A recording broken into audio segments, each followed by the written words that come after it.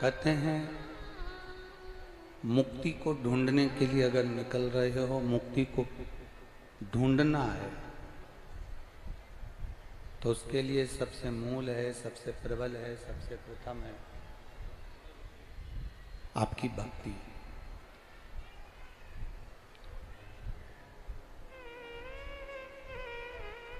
हृदय में अगर भक्ति नहीं है, हृदय में भक्ति का निवास नहीं है, हृदय में भक्ति विराजमान नहीं है, तो मुक्ति भी सरलता से मिलती नहीं।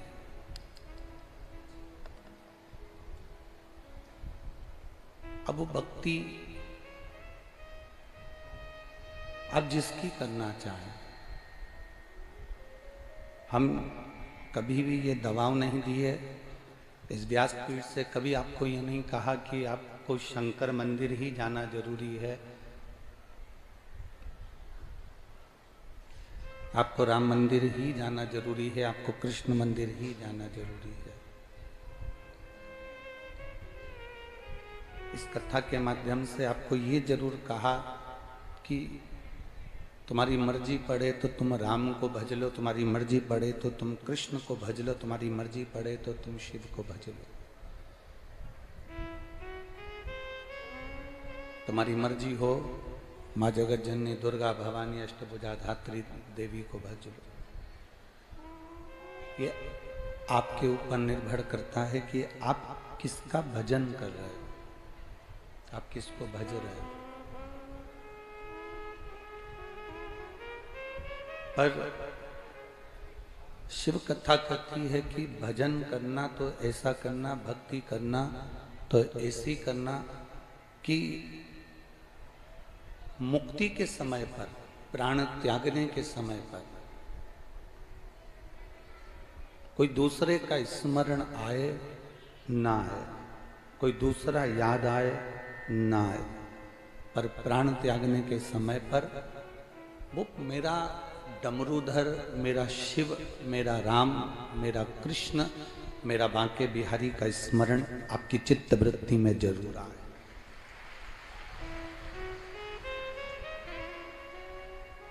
शहनाई की आवाज भी थोड़ी सी बढ़ा लो।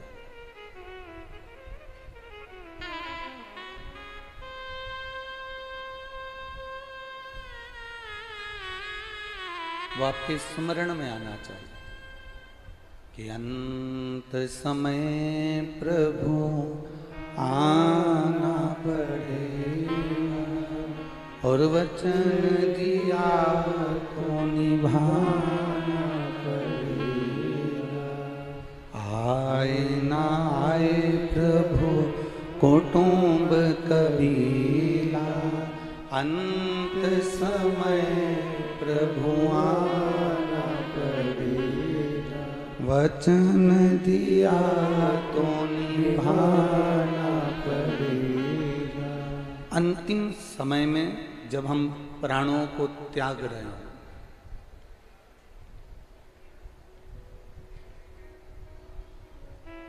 उस समय पर उस परमात्मा का स्मरण जरूर। हम पहले एक बार कथा में कहे थे, आप लोगों के स्मरण में होगा, जितने लोग टीवी पर कथा सुनते रहे हो, जितने लोगों ने कथा का स्मरण किया हो, कथा श्रवण करी हो, तो उन्होंने भी अपनी चित्तवृत्ति में ये बात उतारी होगी, उन्होंने भी अपने भीतर ये बात को उतारा होगा।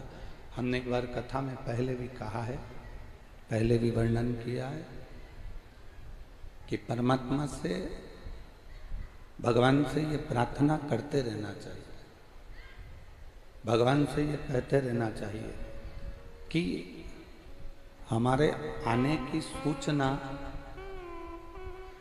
आप 9 महीने पहले दे देते हो। बोलो सही है कि गलत है? अरे जम के तो बोलो, सही है ना? भगवान से कहते रहना चाहिए कि हमारे आने की सूचना आप 9 महीने पहले दे देते हो।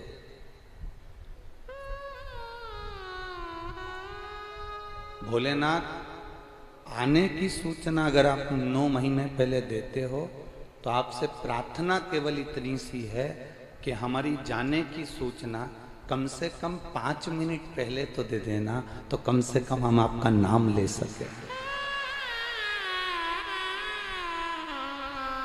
जब आने की सूचना 9 महीने पहले देते हो तो जाने की सूचना भी 5 मिनट पहले मिले, तो हम आपका भजन कर सके, हम आपका स्मरण कर सके। पर ऐसा नहीं होता। आने की सूचना भले तुमको 9 महीने पहले मिल जाए, पर जाने की सूचना 5 मिनट पहले, 2 मिनट पहले, 1 मिनट पहले नहीं मिलती है। प्राण पखेरु कब उड़ जाए, कब चले जाए, इसका कोई ठिकाना। शायद इसलिए रामकृष्ण परमहंस जी से स्वामी विवेकानंद जी ने प्रश्न किया था कि भगवान का भजन कब करना चाहिए, तो रामकृष्ण परमहंस जी ने स्वामी विवेकानंद जी से कहा था कि मरने के 1 मिनट पहले भगवान का भजन करना चाहिए।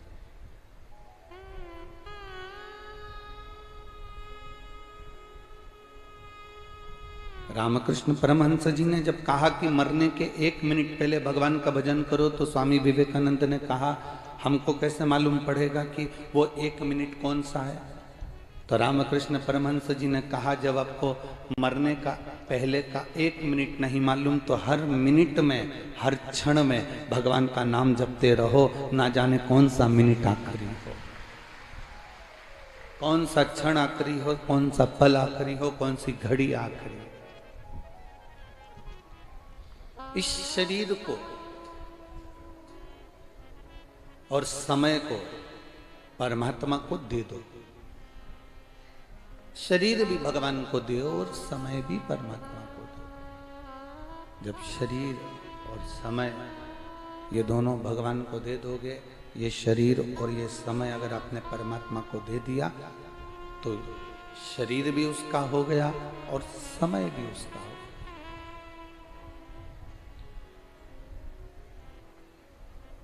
शरीर भी उसका, समय भी उसका। हम भगवान को बेलपत्र दे देते हैं, पुष्प दे देते हैं, भगवान को प्रसाद दे देते हैं, भगवान को चंदन दे देते हैं, भगवान को श्रीफल दे देते हैं, भगवान को पेड़ा दे देते हैं, भगवान को लड्डू दे देते हैं, भगवान को सारी सामग्री हम दे देते हैं। पर भगवान को हम 2 चीजें नहीं दे पाते, एक ये शरीर और एक समय।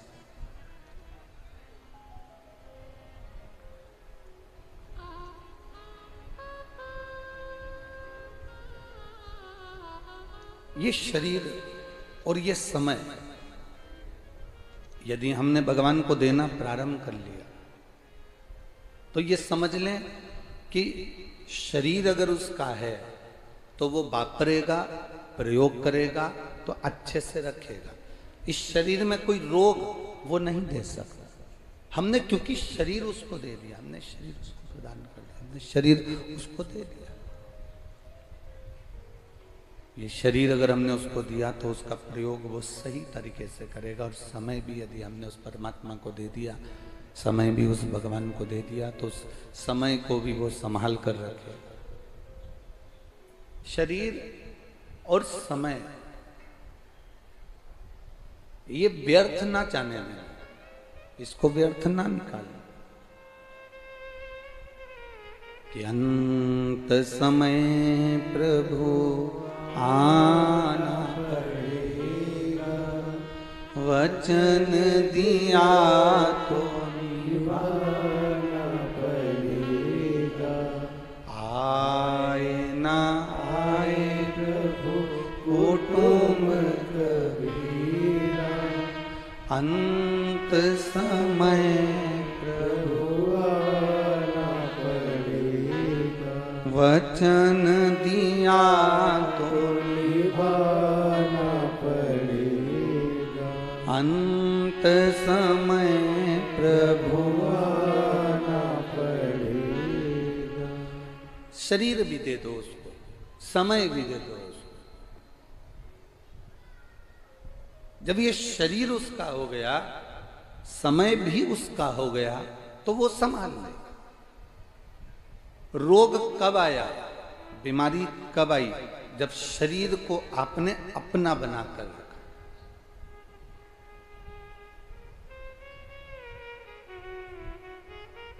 जिस समय आपने शरीर को परमात्मा का बना दिया, जिस समय आपने कह दिया कि ये भगवान का है, फिर कोई सोचना नहीं। अच्छा ईमानदारी से बोलो, ये ब्रज में कुछ मंदिर ऐसे हैं जहां पर भगवान कृष्ण के मोर पंख की पूजन होती है, बोलो है कि नहीं? अरे जम के तो बोलो। आप जाएंगे तो अटल्ला चुंगी के पास में एक मंदिर है जहां पर भगवान के मोर पंख की पूजन होती है। उससे आगे बढ़ेंगे तो वहां एक मंदिर है जहां पर भगवान की बंसी की पूजन होती है। अब आप लोग मथुरा में या वृंदावन में कभी गए हों, वृंदावन की अटल्ला चुंगी के पास में आप लोग पहुंचे हों, तो ऐसे ऐसे मंदिर हैं जहां भगवान के मोर पंख की पूजन हो रही है, जहां भगवान की बंसी की पूजन हो रही है, जहां भगवान के सुंदर छड़ी की पूजन हो रही है, जहां भगवान के सुंदर वस्त्र की पूजन हो रही है। सांप अगर निकलता है तो लोग उसकी भी पूजन करते हैं क्योंकि वो भगवान शंकर के आभूषण हैं। डमरू मिलता है तो हम डमरू की पूजन करते हैं क्योंकि वो भगवान शंकर के हाथ में रखा हुआ है। त्रिशूल मिलता है तो त्रिशूल की पूजन करते हैं क्योंकि त्रिशूल भगवान के हाथ में है।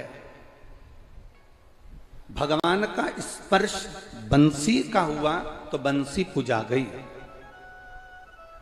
भगवान का स्पर्श मोरपंख का हुआ तो मोरपंख पूजा गया।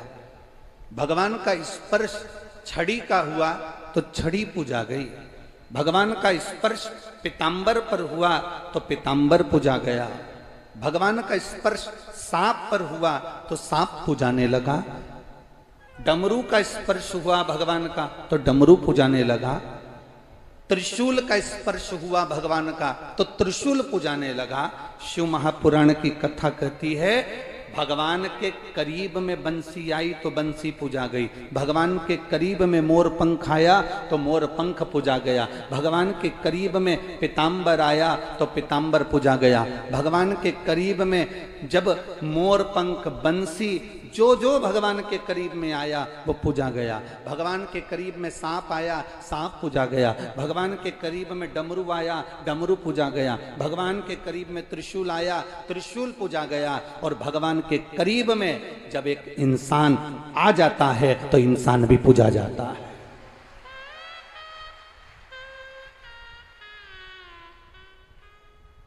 आप उसके स्पर्श में आओ तो, आप उसके करीब में आओ तो, आप उसके नजदीक में आओ, आप उसके पास में आओ। जब आप उसके नजदीक में आओगे,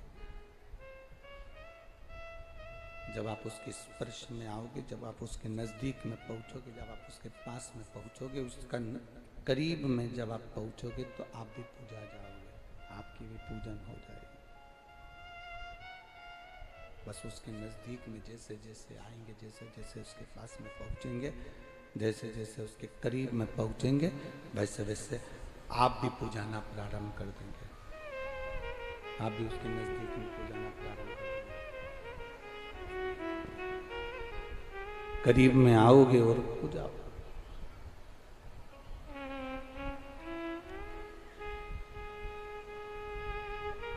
हम क्यों कहते हैं, सभी लोग मना करते हैं आप लोगों को कि शंकर भगवान के शिवलिंग का स्पर्श मत करो। बहुत बहसबाजी होती है, बड़े बड़े लोग उस टीवी पर बैठकर डिबेट करते हैं। कोई कोई यूट्यूब पर अपना अपना विचार डाल देता है, कोई फेसबुक पर, कोई इंस्टाग्राम पर अपने अपने विचार डाल देते हैं। शंकर जी का शिवलिंग छूना चाहिए, नहीं छूना चाहिए। कोई बड़े बड़े बहुत विद्वान कोई कहेगा छुओ, कोई कहेगा नहीं छुओ, कोई कहेगा ऐसा करो, कोई कहे वैसा करो।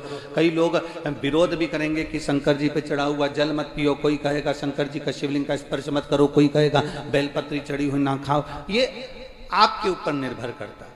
जिसने पुराण नहीं पढ़ी वो संकोच करेगा। जिसने शिव महापुराण को, लिंग पुराण को, नर्मदा पुराण को, स्कंद पुराण को जिसने दिल से एक बार भी पढ़ लिया वो कभी विचार नहीं करेगा, क्योंकि हर पुराण में, चाहे शिव पुराण हो, लिंग पुराण हो, नर्मदा पुराण हो, स्कंद पुराण हो, प्रत्येक पुराण में लिखा है कि शंकर भगवान पर चढ़े हुए जल का जो आचमन कर लेता है वो 3 तापों से दूर हो जाता है, उसके कष्ट दूर हो जाते हैं।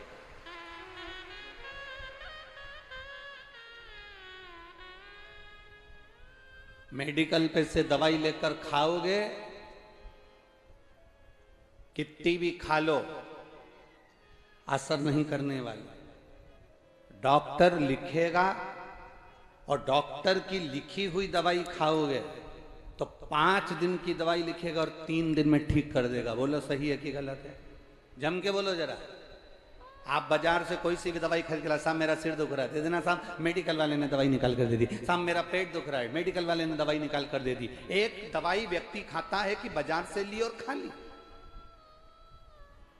और एक दवाई वो होती है जो डॉक्टर के पास जाओ, डॉक्टर को अपना शरीर दिखाओ और शरीर दिखाकर कहो डॉक्टर साहब मेरा पेट दुख रहा है, डॉक्टर साहब मेरी छाती दुख रही, डॉक्टर साहब मेरा सिर दुख रहा है, डॉक्टर साहब जांच कर कर दवाई लिखेंगे। वो दवाई तुम खाओगे तो 3 दिन में, 4 दिन में, 5 दिन की दवाई लिखी, 15 दिन की दवाई लिखी। डॉक्टर को मालूम है कि रोग कितने दिन में खत्म होगा, उस हिसाब से डॉक्टर कह देता है कि 15 दिन की ले जाओ, 5 दिन की ले जाओ, 3 दिन की ले जाओ, 8 दिन की ले जाओ। ये डॉक्टर को मालूम है कि कितने दिन में तुम्हारा रोग ठीक हो सकता है। एक दवा वो होती है जो तुम खुद अपने मन से खरीद कर खा लेते हो, और एक दवा वो होती है जो डॉक्टर लिखता है, उस लिखी हुई दवा को खाते हो। बाजार से अपने मन से ली हुई दवा खाओगे तो किडनी और लीवर ये दोनों उस दवाई से डैमेज होते चले जाते हैं, क्योंकि तुम अपने मन से लेकर खा रहे हो। जो मिल गई खा लिया, सिर दर्द तक खा लिया, पेट दर्द तक खा लिया। एक दवाई वो होती है जो तुम अपने मन से लेकर खाते हो, और एक दवा वो होती है जो डॉक्टर लिख कर देता है, खाते हो। इन दोनों में अंतर है। जो तुमने मन से लेकर खाई उससे साइड इफेक्ट कितना हुआ, कितनी लीवर कितनी किडनी डैमेज हुई, ये आपको नहीं मालूम। आप तो खा लिए, थोड़ी देर सिर बंद हो गया, आपने तो खा लिया, थोड़ी देर पेट बंद हो गया, पर डॉक्टर ने जो लिखी उसको आपने खाया तो डॉक्टर को मालूम है कि इस दवाई से साइड इफेक्ट ना हो तो एक दवाई और लिखता है, इस दवाई से ये कमजोरी ना आए तो वो एक दवाई और लिखता है। कभी भी डॉक्टर एक अकेली गोली नहीं लिखेगा, उसके साथ में 2-3 और लिखेगा। जो डॉक्टर की लिखी हुई खाते हैं वो अंत तक भी मजबूत बने रहते हैं, उनकी ना किडनी ना लीवर कुछ खराब नहीं होता। और जिनका तकलीफ आई मन से ली खा लिया, तकलीफ आई मन से ली खा लिया, तकलीफ आई मन से लिया और खा लिया। आखिरी में क्या होता है कि किडनी और लीवर बेकार हो जाता है। आखिरी में क्या होता है कि शरीर डैमेज हो जाता है, शरीर बेकार, फेफड़े बेकार, हार्ट बेकार। 2 दवा है, एक दवा लिखी हुई है, एक दवा मन से ली गई। बस आप भी इस कथा को अपने अंदर धारण कर कर रखना। वेद व्यास जी ने जो लिखा, पुराणों में, शास्त्रों में, वेदों में जो वर्णन किया, उसको पढ़कर लेओगे तो कभी भी डैमेज नहीं होगे, और ये दुनिया के कहने पर लोगे तो डैमेज हो सकते। वेदव्यास जी ने जो कहा, वेदव्यास जी ने जो लिखा, वेदव्यास जी ने जो लिख दिया इन वेदों में, इन शास्त्रों में, इन पुराणों में, वेदव्यास जी जो लिख रहा है, इन शास्त्रों में वेदव्यास जी ने जो वर्णन किया, अगर उसके अनुसार हम चलेंगे तो हमारी जिंदगी सार्थक होगी। लोग हमसे कहते हैं गुरुजी आप कहते हो शंकर जी पे चढ़ा हुआ जल पीना चाहिए, आप कहते हो शंकर जी पे चढ़ी हुई बेलपत्र खाना चाहिए, ये कहीं हमारे शास्त्रों में वर्णन है? हम कहते हैं एक बार दिल से कौमार खंड को पढ़िए, एक बार दिल से पार्वती खंड को पढ़िए, एक बार दिल से शिव महापुराण के विद्येश्वर संहिता को पढ़िए, आपको ज्ञात हो जाएगा कि शंकर जी पे चढ़ी हुई बेलपत्र की महत्वता क्या है। आपको ज्ञात हो जाएगा शंकर जी पे चढ़े हुए जल की महत्वता क्या है। एक पत्र आया है, देखिए।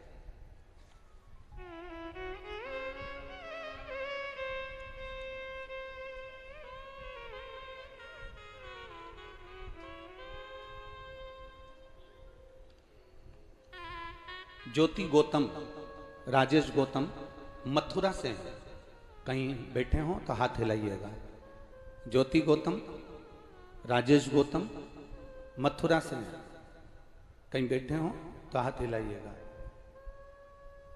जहां भी बैठे हो अपने दोनों हाथ हिलाइएगा। ज्योति गौतम, राजेश गौतम मथुरा। मोबाइल नंबर ये है, तेरी कृपा बिना न हिले एक भी अणु, लेते हैं श्वास तेरी कृपा से तनु तनु। गुरुदेव, मेरा नाम ज्योति गौतम है, मेरे पति का नाम राजेश गौतम है। हमारी शादी गुरुदेव 20 साल पहले हुई थी। गुरुदेव 1 दिसंबर 2022 को 2002 को मेरी शादी हुई है। गुरुदेव 1 दिसंबर 2002 को मेरा शादी हुआ और मेरे यहाँ 20 साल से कोई औलाद नहीं थी गुरुदेव। और गुरुदेव जब शादी हुई उसके बाद से मेरा गर्भ नहीं ठहरा, ना मुझे संतान की प्राप्ति हुई। सारे मथुरा के डॉक्टर, आगरा के डॉक्टर, दिल्ली के डॉक्टर सबको दिखा लिया, पर इन 20 वर्षों में 20 साल में कोई औलाद की प्राप्ति नहीं हुई गुरुदेव। तब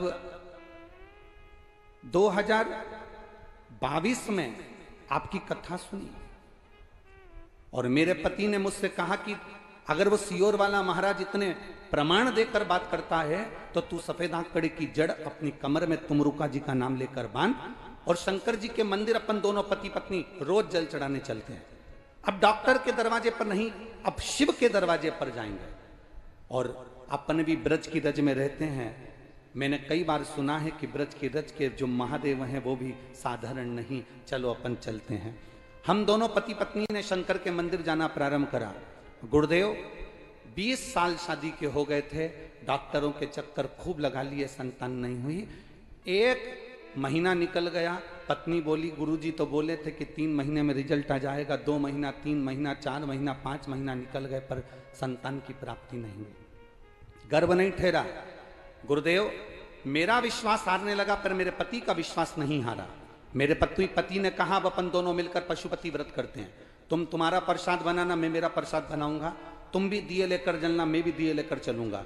मैं भी मंदिर जाऊंगा, तुम भी जाना। मैंने अपने पति से कहा लोग हंसेंगे, तुम थाली लेकर मंदिर जाओगे।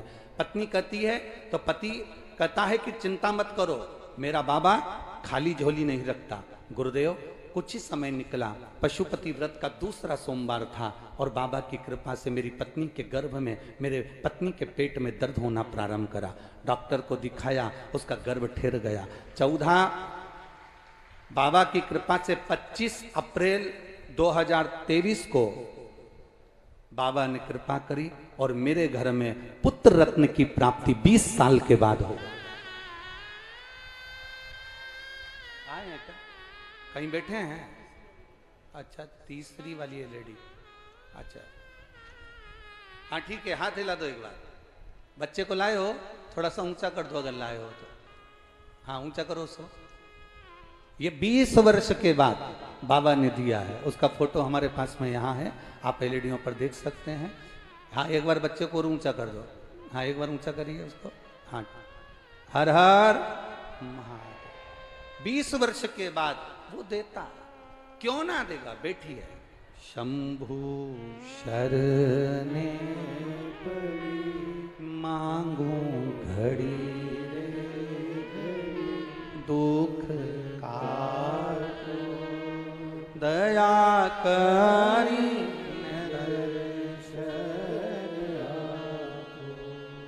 उनसे निवेदन है जो 20 साल के बाद लाला हुआ है उसको लेकर व्यासपीठ पर आए, थोड़ी सी जगह कर कर आप जरूर पहुंचे। हर हर शिव है वो घड़ी है वो शंकर।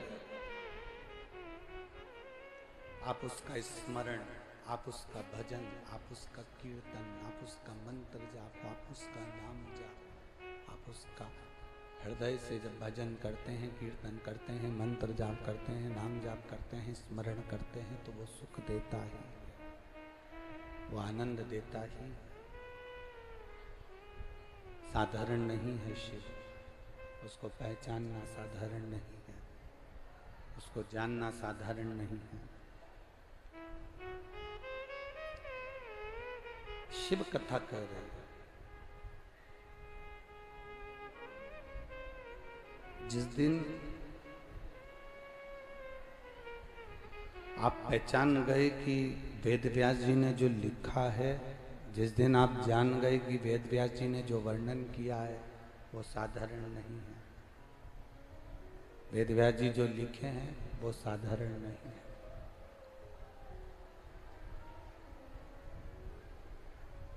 वेद व्यास जी ने जो लिखा वो साधारण नहीं है। जिसके मन में संशय हो, क्या शंकर भगवान को जल चढ़ाने का फल मिल सकता है? अभी आपको कथा में कहा, ये शरीर और ये समय दो शंकर जी को दे दो। क्या क्या चीज देना है? बोलो, जम के बोलो जरा। शरीर और समय। ये शरीर भी उसको दो।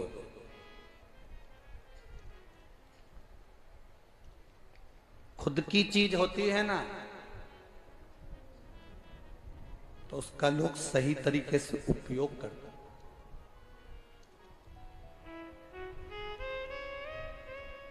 धर्मशाला और होटल में क्या अंतर है? जम के बोलो जरा। धर्मशाला और होटल में क्या अंतर है? धर्मशाला में व्यक्ति जहां चलता है वहीं पान थूक देता है। धर्मशाला का प्रयोग लोग धर्मशाला के माध्यम से करते हैं, और होटल का प्रयोग नहीं साहब, 2000 रुपए का रूम है, जरा सा भी कहीं इधर उधर पाए गए तुरंत 500 रुपये लिए जाएंगे, 1000 रुपये लिए जाएंगे, 2000 रुपये लिए जाएंगे।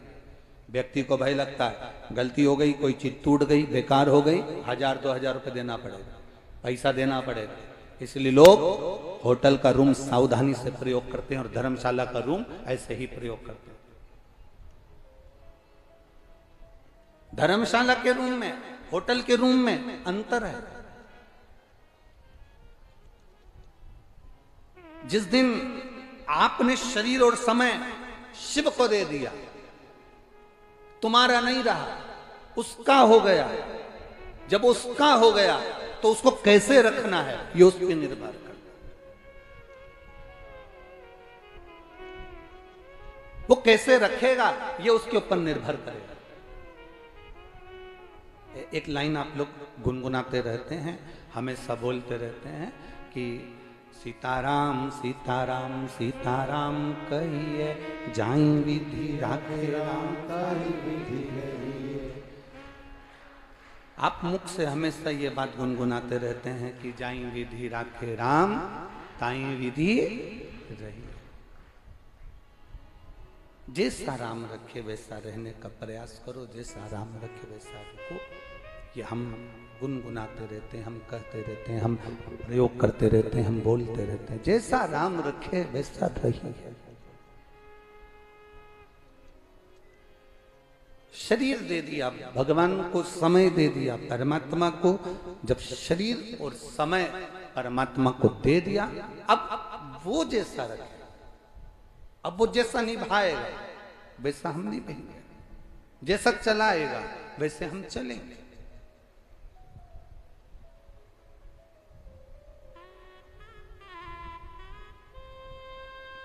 इस पंडाल में एक माँ बैठी हुई है जिसके बहुत समय के बाद तो बच्चा हुआ, और बच्चा जब गर्भ में आया तो डॉक्टर ने कह दिया उस माँ से कि तेरे बच्चे के पेट में और तेरे बच्चे के सिर में 9 mm की गठाने।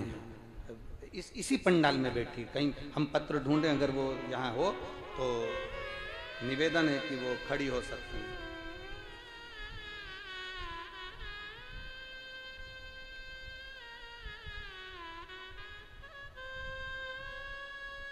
कहीं बैठी हो तो हाथ हिला सकती हैं। जिसके बच्चे के पेट में और सिर पर गठान थी गर्भाशय में।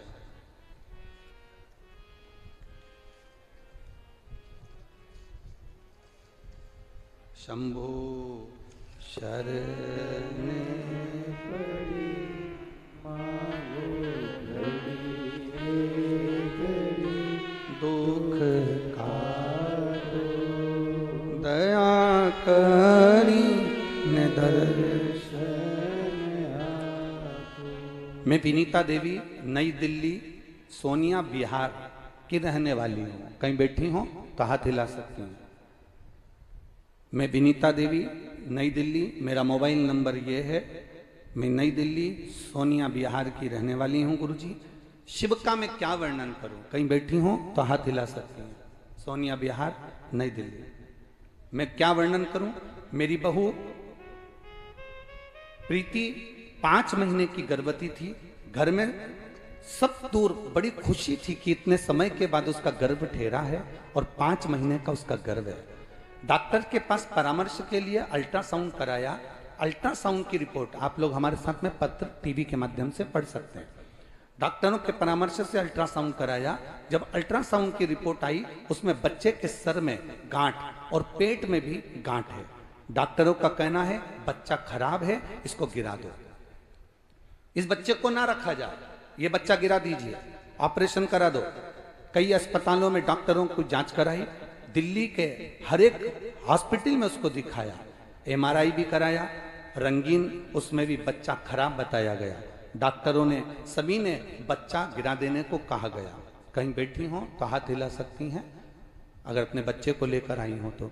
बच्चा गिरा देने को कहा गया और कहा अगर इस बच्चे को नहीं गिराते हो तो तुम्हारे लिए खतरा है। गुरुदेव अब करें तो करें क्या। मैं अपनी बहू को दिखाकर अपने बच्चों के साथ वापिस आ रही थी, तभी ऑटो के अंदर एक बहन मिली। उसने कहा जीजी क्या बात है, क्यों रो रही है तुम्हारी बहू। उसने कहा मेरे बच्चा, इसके गर्भ में बड़ी मुश्किल से तो संतान आई और डॉक्टर के अनुसार इस बच्चे के सिर में भी गठान और पेट में भी गठान है, ये बच्चा गिराने को बोला है। उस महिला ने कहा तुम शंकर जी पे चढ़ी हुई एक बेलपत्र रोज चढ़ाओ और रोज इस बहू को खिलाओ। शिव जी के ऊपर 1 लोटा जल चढ़ाओ, श्री शिवाय नमस्तुभ्यम का जाप करो। बाबा चाहेगा तो बाबा संतान अच्छी देगा, आप चिंता मत करो। और अगर गिराना है बच्चा तो गिरा दो। हमने बेलपत्र चढ़ाना शिव जी पर चालू करा, बहू को खिलाना प्रारंभ करा।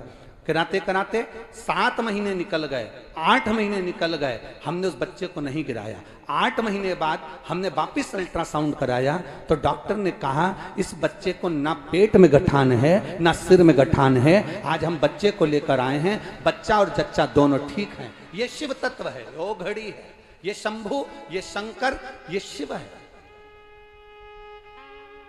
कहीं बैठी हो तो अपने बच्चे को थोड़ा सा ऊंचा कर कर दिखा सकती हैं। शिव तत्व इसी को कहते हैं, शंभु लव।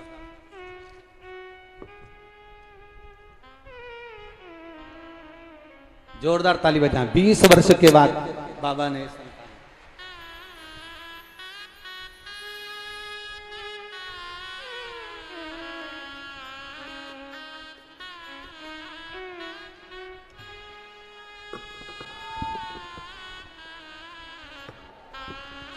ब्रज के हैं।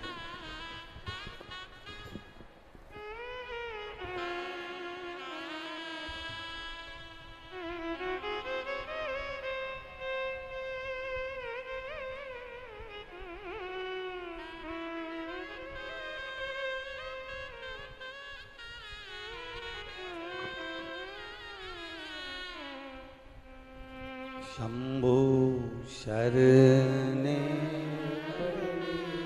मांगू घड़ी रे घड़ी, दुख काटो दया करी दर्शन आपो। शिव कथा। फिर वही बात आ जाती है कि डॉक्टर लिखा है वो दवाई खाओगे तो ना किडनी ना लीवर ना शरीर कुछ भी डैमेज नहीं होगा, ना शरीर डैमेज होगा, ना किडनी डैमेज होगी, ना लीवर डैमेज होगा। डॉक्टर लिखेगा उस हिसाब से कि तुम्हारा शरीर ठीक रहे।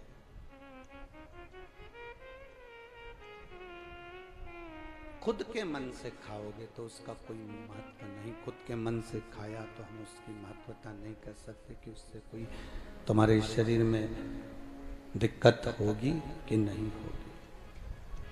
स्वयं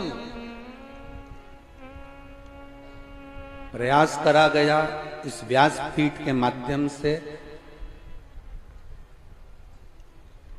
कई वर्षों से जो ये शिव महापुराण की कथा आप लोग श्रवण कर रहे हैं टीवी के माध्यम से, लोग पूछते हैं कि पंडाल में आने के बाद लोग घर जाते हैं तो बाबा ऐसा क्या कर देता है कि लोगों के पत्र व्यासपीठ पर आ जाते हैं। हम कहते हैं एक बार पंडाल में बैठकर कथा सुनकर देखो कि बाबा देता क्या क्या है। क्या देगा ये उसके ऊपर निर्भर करता है, ये उसके ऊपर जाता है कि वो क्या प्रदान करेगा, क्या देगा, कैसे देगा, ये उसके ऊपर निर्भर करता है। अंत समय प्रभु आना पड़ेगा, वचन दिया तो प्रेशर बढ़ाओ, प्रेशर बढ़ाओ। अंत समय प्रभु आना पड़ेगा, वचन दिया तो निभाना पड़ेगा। अंत समय में परमात्मा आएगा, अगर दिल से पुकारा गया है तो। दिल से पुकारा गया है तो वो आएगा जरूर, ये निश्चित है।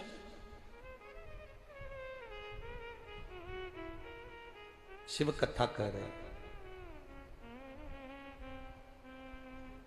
बिछिया डब्बी में रखा हुआ अच्छा लगता है कि पांव की उंगली में पहना हुआ अच्छा लगता है?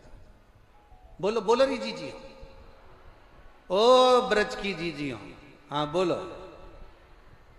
बिछिया, बिछुड़ी, बिछवा डब्बी में रखा हुआ अच्छा लगेगा कि पांव की उंगली में पहना हुआ अच्छा लगेगा?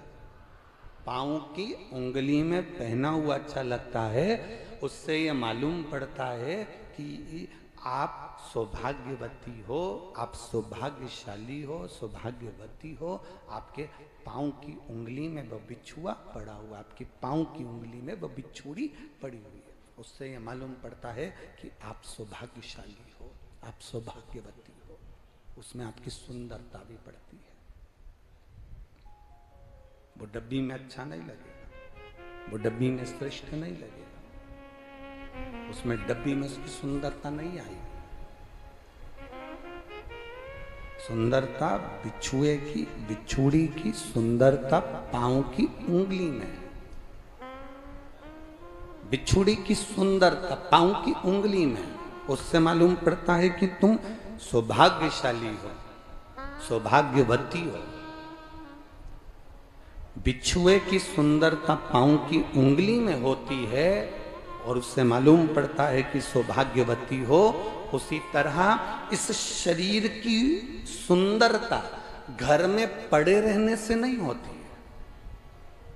शरीर की सुंदरता पलंग पर पड़े रहने से नहीं होती है।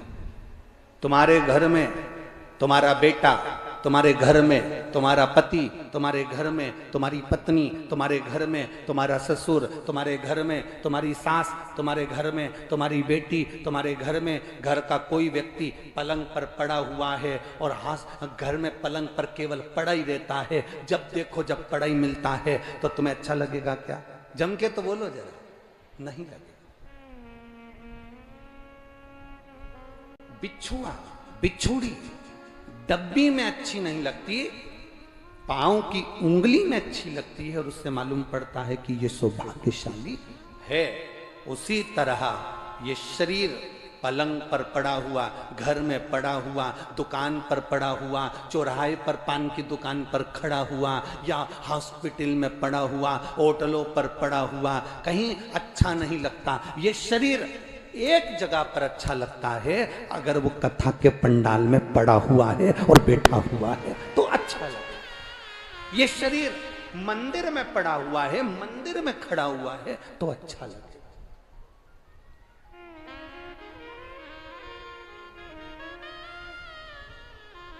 जैसे बिछुड़ी पहनने के बाद नारी सौभाग्यवती कहलाती है, उसी तरह रोज रोज मंदिर जाओ, रोज रोज कथा में जाओ, रोज रोज पंडाल में जाओ, कथा श्रवण करने जाओ, तो जैसे नारी की बिछुड़ी देखकर उसको सौभाग्यवती कहा जाता है, आप कथा सुनने के लिए रोज जाओ तो लोग भी आपका नाम चेंज कर देंगे। ये आ गया शंकर जी का भगत, ये आ गया महाराज जी का भगत, ये आ गया पुजारी जी, ये आ गया पंडित जी, ये आ गया ये जी भगत जी।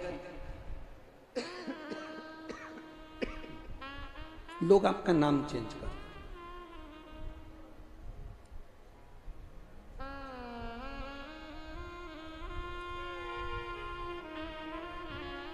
कई लोगों यहाँ पर भी कुछ कुछ माताएं ऐसी बैठी होंगी जो मंदिर जाती होंगी जल चढ़ाने के लिए, तो लोग उनको कही देते हैं ये आ गई सीवर वाले महाराज की चेली।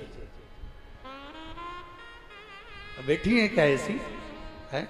तो उनको लोग कही देते हैं ये आ गई सीहोर वाले महाराज की चेली। और कई कई तो पतियों भी कह देते, देख तू बार बार वो सीहोर वाले महाराज कुछ बता देता और तू करने बैठ जाती है, पागल मगल हो गई है क्या? पीछे आवाज नहीं है, पीछे आवाज नहीं है बाबू, इधर साइड, इधर इधर कह दे भाई उससे महाराज। अब बिछुड़ी पहन लेने पर मालूम पड़ जाता है कि आप सौभाग्यवती हो। डब्बी में बिछुड़ी अच्छी नहीं लग रही है, पांव में अच्छी लग रही है। चौराहे पर खड़े हुए आप अच्छे नहीं लग रहे हो, पलंग पर पड़े हुए आप अच्छे नहीं लग रहे हो। 24 घंटे घर के पलंग पर पड़े रहो तो अच्छे नहीं लग रहे हो। आप जब कथा के पंडाल में जाएं, शिव के द्वार पर जाएं, शंकर जी को एक लोटा जल समर्पित करने के लिए जाएं, तब समझना कि आप शंकर के हो गए। ये शरीर और समय ये तुमने शिव जी को दे दिया, अब शरीर और समय शिव का हो गया, तो वो उसको साध लो, फिर वो साध लो, उसको साध लो।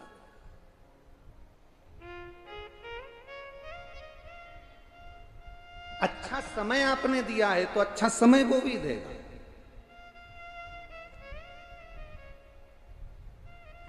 ब्रह्मा जी का सिर कट गया तो ब्रह्मा जी ने क्या झूठ बोलना छोड़ दिया था? कटा हुआ सिर ब्रह्मा जी का लुढ़कता लुढ़कता लुढ़कता गया, और कटा हुआ सिर जब लुढ़कता हो गया तो कर्मनाशा नदी प्रकट हो गई। परंतु उस मुख ने भी झूठ बोलना बंद नहीं करा। क्यों? क्योंकि ये जो झूठ बोलने का क्रम है ये ब्रह्मा के मुख में आ चुका था, ये बुद्धि में बैठ चुका था। अच्छी आदत बच्चों को सिखाना पड़ती है, बुरी आदत बच्चों को सिखाना नहीं पड़ती, अपने आप आ जाती है।